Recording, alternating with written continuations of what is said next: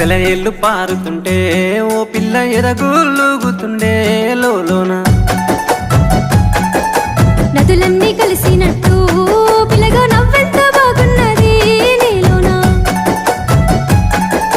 గాజుల సప్పులు గలుగల్లు మోగంగా గజ్జెల పట్టీలు గంతేసి ఆడంగా వరిగడ్డి మోపు ఎత్తి ఓ పిల్ల వయ్యారి నడుము పవే ఈ వేళ సిగ్గు